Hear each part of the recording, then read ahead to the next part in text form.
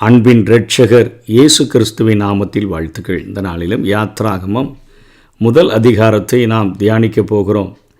எகிப்துக்கு போன இஸ்ரவேலருடைய குமாரரின் நாமங்களாவன என்று சொல்லி யாக்கோபும் அவனுடைய குமாரர்களும் அவருடைய குமாரர்களினுடைய குடும்பங்களும் இங்கே சொல்லப்பட்டிருக்கிறது. யோசேப்பு ஏற்கனவே அங்கே எகிப்துக்கு போய் அவர் அங்கே திருமணம் முடித்து குழந்தைகளை பெற்றெடுத்து விட்டார் என்று சொல்லப்பட்டிருக்கிறது. யாக்கோபின் கற்ப பிறப்பாக இருந்த 70 பேர் அங்கே சென்றார்கள் என்று சொல்லி இந்த அதிகாரம் தொடங்குகிறதை பார்க்கிறோம். இங்கே 6ஆம் வசனத்துக்கும் 7ஆம் வசனத்துக்கும் இடையிலே ஒரு மிகப்பெரிய இடைவெளி காணப்படுகிறது. யோசேப்பு அவனுடைய சகோதரர் அந்த தலைமுறை எகிப்துக்கு போனவங்க எல்லாரும் மரிச்சாச்சு. இப்போ இஸ்ரவேல் புத்திரருடைய நிலைமை என்ன அப்படின்னு வேதத்தில் பார்க்கும் பொழுது அவர்கள் மிகுதியும் பழுகி ஏராளமாய் பெருகி பலத்திருந்தார்கள். தேசம் அவர்களால் நிறைந்தது என்று சொல்லி பார்க்கிறோம். இப்போ யோசேப்பை அறியாத ஒரு புதிய ராஜன் ஒருவன் எகிப்தில் தோன்றினான். அதாவது சுதேசி மக்களை கொண்டு அவன் அங்கே இதற்கு முன்பாக ஆட்சி செய்த அந்த ஆட்சியாளர்கள், அந்த பழைய அதிகாரிகள் எல்லாரையும் அவன் களை எடுத்துட்டு இப்போ இந்த ராஜன் இங்கே இவனும் பார்வோன் என்று தான் அழைக்கப்படுகிறான். இவன் அங்கே ராஜாவாக அமர்கிறான். அப்பொழுது தேசத்தை பார்க்கும் பொழுது எபிரேய ஜனங்கள், இஸ்ரவேல் புத்திரர் நம்மளை விட நிறையா இருக்கிறாங்க, பலத்தவங்களாக வேறு இருக்கிறாங்க. அவங்க ஒரு யுத்தம் நமக்குள்ளே வந்துடுச்சுன்னு சொன்னால் எதிரிகளோடு சேர்ந்து நம்மளை அழிச்சு விடாதபடி, அழிச்சிட்டு தேசத்தை விட்டு அவங்க வெளியே புறப்பட்டு போய்விடாதபடிக்கு நம்ம ஒரு தந்திரமான ஒரு காரியத்தை செய்யணும். அவங்கள சுமை சுமக்கிற வேலை, அதில் அவங்கள ரொம்ப ஒடுக்குங்க, அதற்கென்று சூப்பர்வைசர்களை வைங்க. அப்பொழுது அவர்கள் பார்வோனுக்கு அப்படி செய்ய ஆரம்பித்த உடனே பித்தோம், ராமசேஸ் என்னும் பண்டகசாலை பட்டணங்களை அவர்கள் கட்டினார்கள் என்று சொல்லி பார்க்கிறோம்.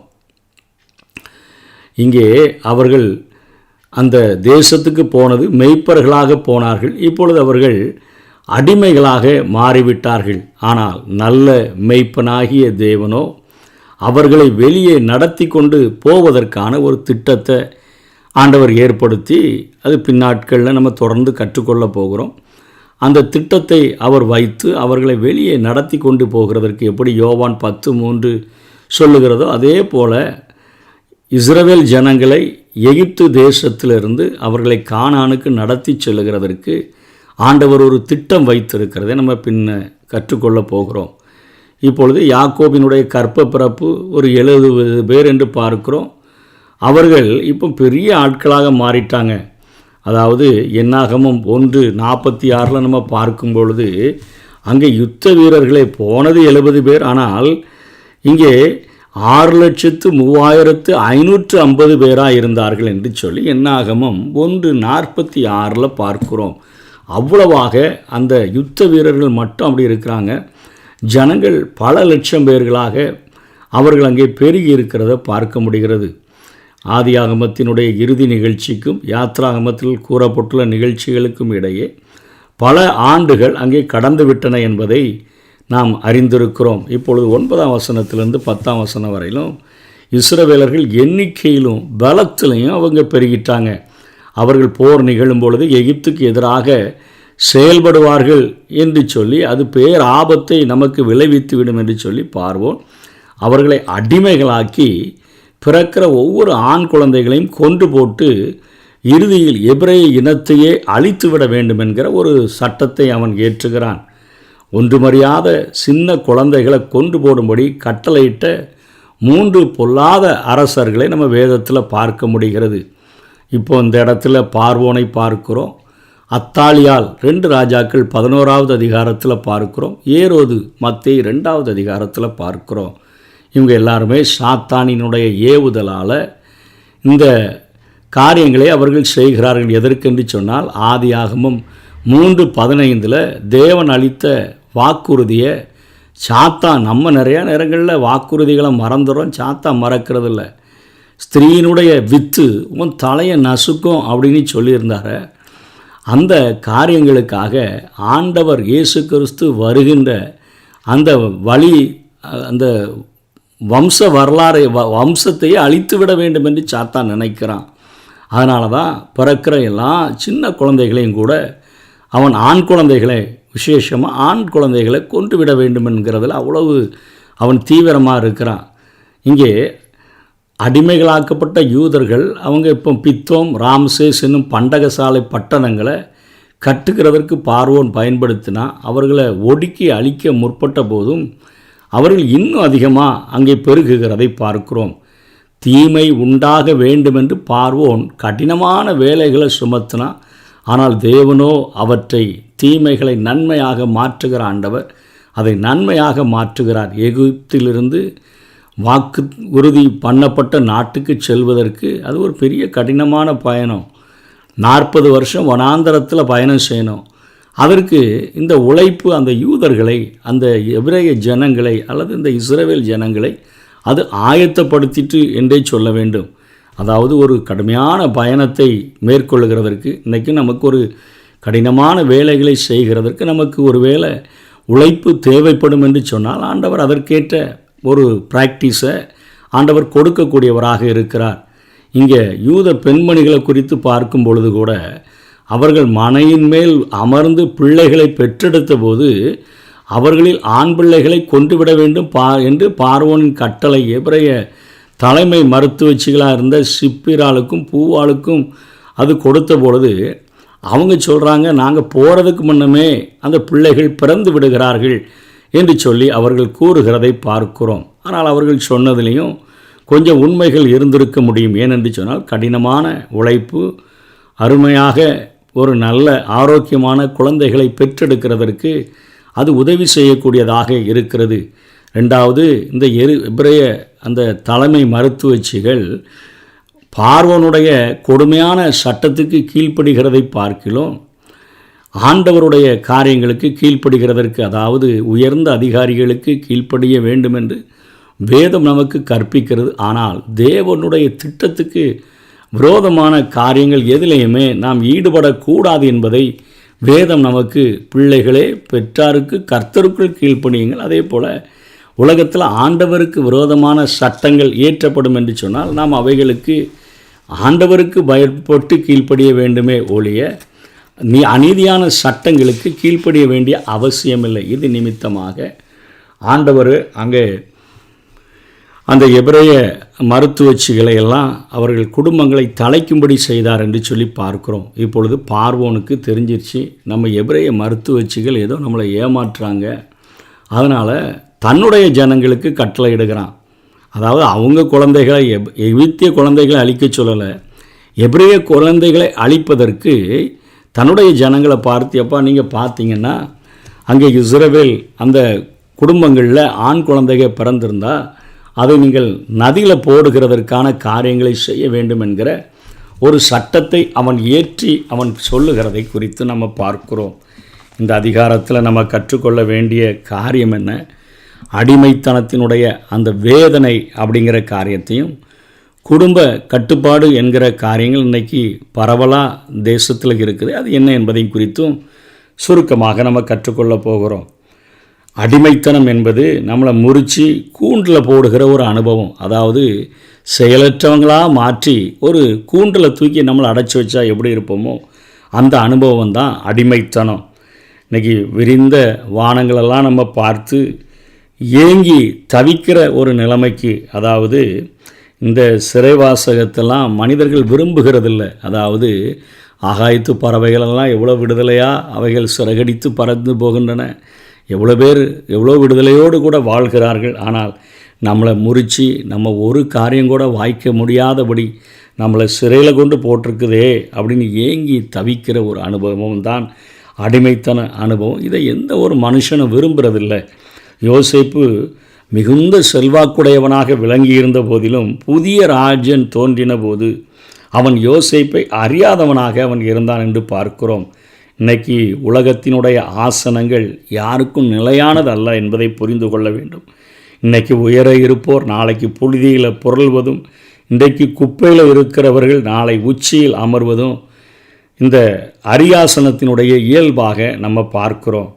இன்றைக்கி அதிகமான வேலை, அடி, இக்கட்டு, தீங்கு, மரணம் இவையெல்லாம் அடிமைத்தனத்தோடு ஒட்டி இருக்கிறவைகள் என்பதை நாம் உணர்ந்து கொள்ள வேண்டும். அதிக வேலை அது ஒரு அடிமைத்தனம். அதிகமான அடிகள், இக்கட்டுகள், தீங்குகள், மரணங்கள். இன்றைக்கி யோசேப்பினுடைய உறவினர்கள் இந்த எகிப்து தேசத்தில் இப்போ இதை தான் அனுபவிக்கிறாங்க. இஸ்ரவேலின் புறப்படுதலுக்கான அந்த குறித்த காலத்தின் முன்பாக இந்த இக்கட்டான நிலைமை அவர்களுக்கு எகிப்தில் உண்டாகிறது. அவைதான் அவர்களை ஒரு புறப்படுதலுக்கு ஆயத்தம் செய்கிறது. அதாவது இன்றைக்கி நமக்கு நிறையா சுகபோக அனுபவங்களை உடையவங்களாக இருந்தோன்னு சொன்னால் நம்ம இருக்கிற இடங்கள்லையே தங்கி இருப்பதற்கும் தாபரிப்பதற்கும் அப்படியே இன்பங்களை சிற்றின்பங்களை அனுபவித்து கொண்டு வாழ்கிறதற்கும் விரும்புவோம். நம்முடைய வாழ்க்கையில் சோகங்கள் வரும்போது மாத்திரமே நம்ம ஒரு நித்திய ஒரு சிந்தனைக்கு நேராக நம்ம வருவோம். அந்த நேரத்தில் தான் நமக்கு நரகம்னா என்ன, மோட்சம்னா என்ன, தேவன் வைத்திருக்கிற திட்டம் என்னன்னு சொல்லி கொஞ்சம் நம்ம அதை புரிந்து கொள்ள நாம் நினைப்போம். இன்றைக்கி நிறையா இன்ப வனம் மாதிரி நம்ம வாழ்க்கை இருந்து நல்லா அப்படியே தேஞ்சாடுற மாதிரி நிறையா இன்பங்கள் இருந்துச்சுன்னா அதில் மயங்கி கிடக்கிற மனுஷனை பார்த்து எப்பா நரக வேதனைன்னு ஒன்று இருக்குதுன்னா அவன் உதறிடுவான். அவன் பாவத்தை தண்ணீரை போல குடிக்கிறவனாக அவன் மாறிவிடுவான். ஆனால் ஒரு நாளில் நிஜத்தில் இன்றைக்கி பாவத்தில் அப்படியே தேனி மாதிரி உழண்டுட்டு கிடக்கிற மனுஷன் அந்த நரகத்தை சந்திக்கும்போது நிச்சயமாக அவன் நிலை தடுமாறி அவன் போகக்கூடியவனாக மாறிவிடுவான். இன்றைக்கி பாவத்தினுடைய அடிமைத்தனமும் பயங்கரமானதே. இன்றைக்கி ஒருவேளை நிறைய நீர்க்குமிழி மாதிரி சிற்றின்பங்களை சந்தித்தாலும் அவைகள் நமக்கு ஒரு பொன்னால் செய்யப்பட்ட ஒரு கூண்டாக இருந்தாலும் அது சிறைனா சிறை வாசகம்தான். இன்றைக்கி பாவத்திலிருந்து விடுபடுகிற வரையிலும் நமக்கு இன்றைக்கி விடுதலை இல்லை. இன்றைக்கி கஷ்டங்கள், வேதனைகள், தீங்குகள், அடிகள், மரணங்கள் நம்மை சிறையிருப்பில் வைக்கிறது போல பாவங்களும் நம்மை சிறையிருப்பில் வைக்கக்கூடியதாக இருக்கிறது. சாத்தானுக்கு அடிமை வேலை செய்கிறவர்கள் மறுமையில் இம்மையில் 2 இடத்துலையுமே நிச்சயமாக அவர்கள் தீங்குகளை அனுபவிப்பார்கள். விடுதலை தருகிறவர் இயேசு ஒருவர் மாத்திரமே. அவர் ஒருவரே நமக்காக இரத்தம் சிந்தினவர். அவர் நமக்காக மீட்பு தரும்படியாக நம்முடைய இருதய கதவை தட்டி அவர் காத்து கொண்டிருக்கிறார். ஒரு நல்ல மெய்ப்பன் தன்னுடைய ஆடுகளுக்காக ஜீவனை கொடுக்கிறான். அவைகளை வெளியே அழைத்து செல்லுகிறவர், பெயர் சொல்லி அழைத்து செல்கிற ஆண்டவர். இந்த யாத்திராகம புத்தகத்தில் பெயர்கள் குறிப்பிடப்பட்டிருக்கிறது. தனிப்பட்ட குடும்பங்களை அறிந்த ஆண்டவர், தனிப்பட்ட ஜனங்களை அறிந்த ஆண்டவர் அவர்களை பெயர் சொல்லி அழைத்து செல்கிறதற்காக அவர் காணப்படுகிறார் என்பதை நாம் புரிந்து கொள்ள வேண்டும். 2வது குடும்ப கட்டுப்பாடு. இந்த குடும்ப கட்டுப்பாடு இன்றைய உலகில் தேவையான ஒன்று என்பதை பெரும்பாலானோர் அவர்கள் ஒத்துக்கொள்கிறார்கள். குழந்தை பிறப்பதற்கு இடைவெளிகளை கொண்டு வரணும், குழந்தையினுடைய எண்ணிக்கைகளை குறைக்கணும் என்பது இதனுடைய நோக்கம். அதனால் நிறையா கவர்மெண்டால் ஏற்படுத்தப்பட்ட விளம்பரங்களை எல்லாம் நாம் அங்கே பார்க்கிறோம். இது ஒருவேளை நமக்கு இது என்ன அப்படிங்கிற காரியங்கள் தெரியும். கொஞ்சம் வேதத்தின் வெளிச்சத்தில் பார்க்கும் பொழுது இன்றைக்கி ஒருவேளை உணவு, உடை, உறைவிடம் போன்றவற்றினுடைய பற்றாக்குறையின் காரணமாக அரசாங்கமே இந்த சட்டத்தை பிறப்பித்துள்ளது. தேவ நீதிக்கு பங்கம் வராத, பாதிப்பு வராத சட்டங்களுக்கு கீழ்ப்படிதல் மனிதர்களுடைய கடமையாக இருக்கிறது. வேதாகமம் இதை பற்றி ஒன்றும் பேசலை அப்படின்னு நம்ம நினைக்கக்கூடாது. பழுகி பெருகுங்கள் என்று சொல்லி ஆதியாகம கட்டளை, அதாவது ஆதியாகமம் 1:28 அதை காட்டிட்டு குடும்ப கட்டுப்பாடு செய்யக்கூடாது என்று வாதமாக நாம் எடுக்கவும் கூடாது. குழந்தைகளை பெற்றெடுத்தால் மட்டும் போதாது, வளர்க்க வேண்டிய வசதி வாய்ப்புகளும் வேண்டும். தாயின் நலன் கவனிக்கப்பட வேண்டும். இதற்கான ஞானத்தை தேவன் நமக்கு தந்திருக்கிறார். முற்காலத்தில் நிறையா அதாவது குழந்தைகள் அவர்கள் மருத்துவ வசதிகள் இல்லாதபடியினால் மரித்து போனார்கள். இன்றைக்கு நிறைய மருத்துவ வசதிகள் பெருகி உள்ளதுனால குழந்தைகளுடைய இறப்பு விகிதம் இன்றைக்கி குறைந்திருக்கிறது. அதனால் இன்றைக்கி தற்காலத்தில் என்ன செய்கிறாங்கன்னா 2 வகையான கட்டுப்பாட்டு முறைகளை பயன்படுத்தி குழந்தை பிறக்கிறதை தடுக்கிற காரியங்கள் காணப்படுகிறது. தற்காலிக முறை, இது குழந்தை பிறப்பு இடைவெளியை அதிகமாக அது ஆக்குகிறது. நிரந்தர தடைக்காகவும் சிலர் இந்த தற்காலிக முறைகளை பயன்படுத்துகிறார்கள். நிரந்தர தடைக்காகவும் பயன்படுத்துகிறவர்கள் காணப்படுகிறார்கள். அதாவது நிறையா இந்த குழந்தை பிறப்பதை தடுப்பதற்கு ரிதம் முறை, காண்டம், டயப்ரம், மாத்திரைகள், ஜெல்லிகள், காப்பரடி போன்ற தற்கால கட்டுப்பாட்டு முறைகள் இன்றைக்கி பயன்பாட்டில் காணப்படுகின்றன. டூபக்டோமி, வாசக்டோமி ஆகிய முறைகளையும் நிரந்தர கட்டுப்பாட்டு முறைகளாகவும் இன்றைக்கு பயன்படுத்தி வருகிறார்கள். இவற்றில் எவை சரி எவை தவறுலாம் நம்ம கூற வேண்டிய அவசியம் இல்லை. அவரவர் மருத்துவரின் ஆலோசனைகளுக்கு ஏற்ப இதனை தெரிந்தெடுக்கக்கூடியவர்களாக இருக்கிறார்கள். வேதாகம காலகட்டத்தில் இது ஒரு பிரச்சனை அல்ல. தற்பொழுது இவற்றை எண்ணி பார்த்தாக வேண்டிய ஒரு சூழ்நிலை. ஆண்டவர் முதலாக மனிதர்களை உண்டாக்கி அவர்களை பழகி பெருகும்படியாக ஒரு கட்டளையை கொடுத்தார். ஆனால் பின்வரும் காரியங்களை நாம் மனதில் கொண்டு இந்த காரியத்தை நாம் செய்ய வேண்டும். நாகரிகம் என கருதி சிலவங்க கருதரிப்பதையே வெறுக்கிறார்கள். இது தவறு. பிள்ளை பேறு தேவனுடைய பிரமாணம், அதை நிராகரிக்கக்கூடாது. ஆவிக்குரிய தலைமுறையினரை வளர்த்தெடுப்பது உலகத்தில் நாம் நிச்சயமாக தேவனுடைய அதாவது நல்ல பிள்ளைகளை நாம் வளர்த்தெடுப்பது அது தேவனுடைய கட்டளை என்பதை மல்கியா 2:15 பார்க்கிறோம். அதே போல் திருமணத்தில் பால் உணர்வு புனிதமானது, அது தள்ளத்தக்கது அல்ல, இன்பமாக அனுபவிக்க வேண்டியது. கருத்தரிப்புக்கு பயந்து அதனை வெறுப்பதும் வேத வசனத்துக்கு எதிரான ஒரு காரியம். கட்டுப்பாடுடன் நடந்து கொள்ளுவது நல்லது. ஆனால் கட்டுப்பாடு என்னும் பயத்தில் அவைகளை வெறுக்கக்கூடிய காரியங்களை செய்யக்கூடாது. அழகு கெட்டு போகுன்னு சொல்லி தன்னல எண்ணத்துக்காக குழந்தை வேண்டாம், எண்ணிக்கை குறைவாக போதும் அப்படின்லாம் சொல்லுகிறவர்கள் இன்றைக்கி தற்காலத்தில் அதிகமாக பெருகி வருகிறார்கள். இது ஆதாரம் இல்லாத ஒரு சுயநலமாக காணப்படுகிறது. தாயினுடைய உடல் நலம் கருதி மருத்துவருடைய ஆலோசனையின்படி அபூர்வமாக சிலர் பிள்ளை வருவதை விட்டுவிட வேண்டியது ஒருவேளை வரலாம். ஆனால் கட்டுப்பாடில்லா இன்பங்களை அதை நீக்குகிறதற்கு வேண்டுமென்றே சிற்றின்ப வெறிக்காக குடும்ப கட்டுப்பாடுகளை கை கொள்ளுகிறது. அது தவறான ஒரு காரியம். ஆகவே இனி இயற்கையாக நம்ம பார்க்கும்போது எந்த சிருஷ்டியுமே அளவுக்கு அதிகமாக பெறுகிறதில்லை. அதற்கான ஒரு அமைப்பு இயற்கையிலேயே அந்த திட்டத்தில் காணப்படுகிறதை நாம் பார்க்கிறோம். எத்தனையோ பிள்ளைகள் அதாவது குழந்தைகள் இல்லாமல் தவிக்கின்றார்கள்.